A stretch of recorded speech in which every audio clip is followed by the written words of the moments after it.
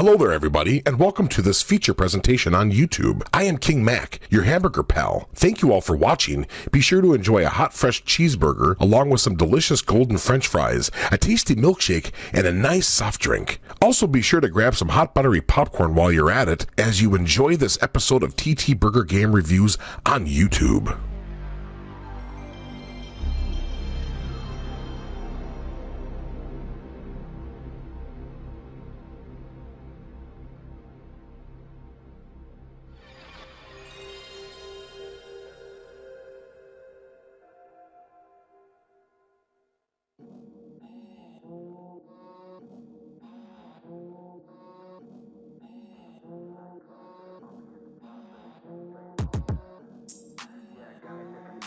Hey everybody! Welcome back to TTBurger Game Reviews. I am your host Tony. We are back with more PlayStation, PlayStation 2, PlayStation 3, and PlayStation 4 games here. As we're taking a look at another series here, a multi-part review, episode 268, part 1 of 3 parts. And before I get started here with this 3-part series here, I want to give a shout out to everyone who has supported this channel, all of you who supported me for the last 6-7 years. Ever since 2016, and from the bottom of my heart, I thank you all, because if it weren't for you guys, this channel wouldn't be as big as it is today, and it's your love and support that keeps this channel growing and getting bigger each day. So I thank you all. I thank everyone who has supported this channel. From the bottom of my heart, I thank you all. Now, for today's episode, we're going to take a look at a series that started off in the arcade and then was ported to PlayStation 2, Dreamcast, and more by the company Konami, which we have here was a light gun arcade rail shooter using a sniper rifle. We already had rail shooters such as Time Crisis, Maximum Force, Area 51, Starblade Alpha, and we also had the Point Blank franchise, just to name a few, and Endgame and more.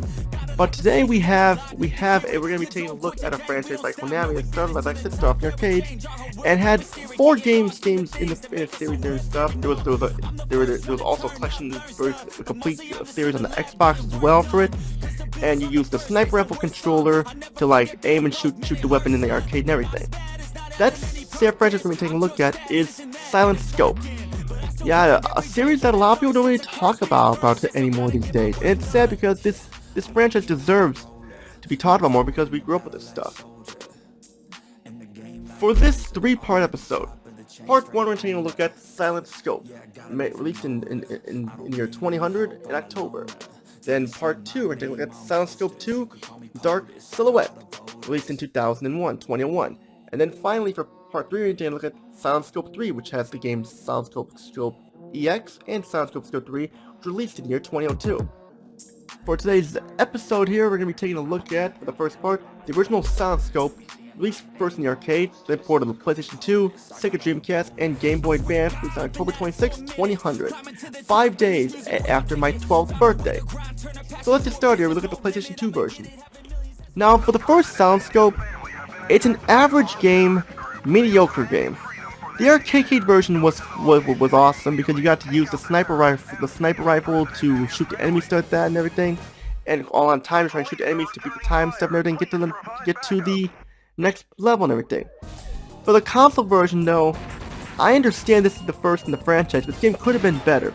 I mean, it's simple fun, but it's not enough to save the game. And the console version really suffers because of this. So what's wrong with the first Silent Scope? Well, for one, it is a very difficult, sometimes very difficult to the extreme game.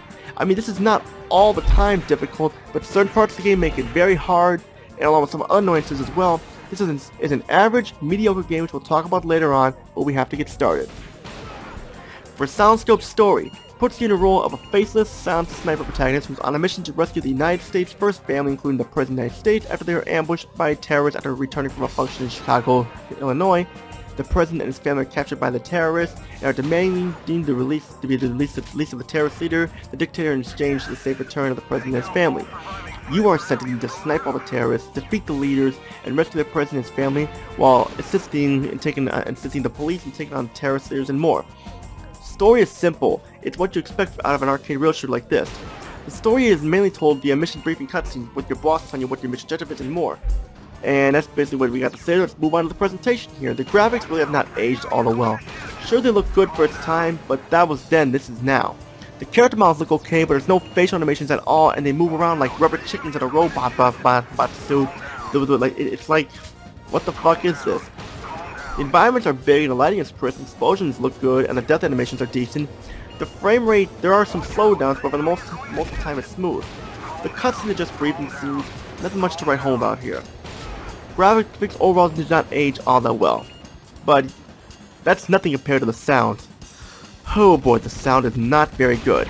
Voice acting is so bad and over the top that it's funny. I mean, it's like, the president has been taken hostage. Go and rescue them. Calm down. Watch out, the enemy's going to shoot. Oh no. Music I have no opinion on. You either love it or you hate it. I was in the middle. Your sniper rifle sounds good, I guess, but that's basically it. But the meat of this review, the gameplay, it's an interesting idea to use a sniper rifle in an on-road shooter to kill the enemies and more. And it worked pretty well. But the console version doesn't have a sniper rifle control, which does kind of affect it there. But the problems here have not do hamper the gameplay aspect. First off, your goal is simple. Destroy the target within the time limit using your sniper rifle and aiming your scope to target the enemies and more. By pressing the circle button, you can move the crosshair faster to get to the enemies and shoot them down. When you're using the D-pad, your crosshair moves way too slow, but using the analog stick moves way too fast. Each time you kill an enemy, you get time extended, kill them all in a certain area, and you move to the next area. Be fast. You have to have a limited amount of time, so do not dilly-dally around.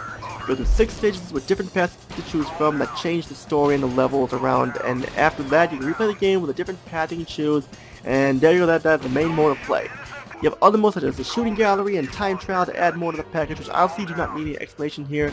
They're just mini games, nothing more or less here. Now I need to get to the problems here that hamper this game. Like I mentioned, the difficulty is really unbalanced and all over the place, and it's very hard for the wrong reasons. For starters, you have a maximum of 4 lives and 0 continued credits. You can only get more bonus lives during the missions when you shoot an enemy.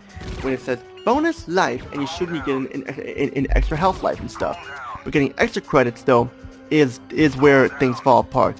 You must get 100% accuracy in each area. You get 100% it, you get an extra credit, which is ridiculous. That is one of the main reasons why this game has problems. I mean, why not have a credit option that increases each time you get farther in the game? And getting 100% accuracy is impossible in certain parts because you're on a helicopter, certain parts sniping enemies, and you move around so much it will not let you stay still, all costing you lives and credits, especially during boss fights. And of course, like the bosses have weak spots, which is their heads, and their heads that shoot them instant death. But good luck trying to do that on a helicopter where you're moving around so much and you waste all your ammo and stuff and everything. You have unlimited ammo, but sure, it just takes some time to reload and you can get yourself killed. When you beat an entire level and go on to the next level, it does not replenish the time limit from before. So for example, if you beat a level and you only have 5 seconds left, you will only get 5 seconds for the next level, and if you do not have any credit to use, game over for you motherfucker, back to the start of the game for you. Now I have a question here. Why did they do this? If these problems were not here, SoundScope would have been awesome, and I would have recommended it for the PlayStation 2's launch and stuff like that. Why the fuck do they not just reset the time limit to like 50 or 60 seconds, and then you can go to the next level you won't have any problem? Time Crisis never did that. I mean, Time Crisis never did that. Maximum Force never did that and stuff, and you know, Starboy Alpha didn't even have a time limit and stuff, but here, why do they only give you 5 seconds stuff? You only have 5 seconds. They carry over to the next level. What the fuck is up with that? Are they crazy? Do they think that we think the game isn't hard enough? I mean, give me a break here, for fuck's sake.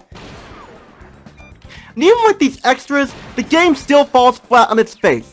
So final thoughts here. This game is not very good. If you want a rail shooter, just get Time Crisis 2. That was released on the PlayStation 2 at the time. It is better. Even Endgame game was better as well. SoundScope gets a 5 out of 10 because of these fucking problems that were in the game. I mean, give me a break here. It doesn't replenish your time if you make it to the next level. So if you only have 5 seconds left, yet you only get 5 seconds to shoot the enemy stuff, which adds time limit, but not much. I mean, give me a break here for crying out loud.